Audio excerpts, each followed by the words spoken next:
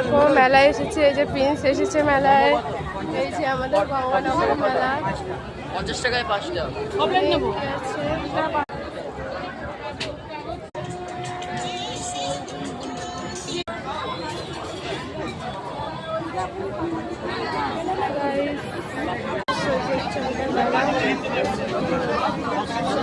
খাবার পালা চলছে গাইস, সবাই সব ফুচকা খাচ্ছে।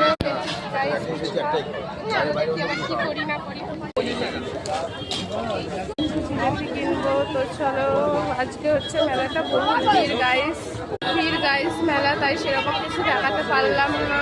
এই যে সব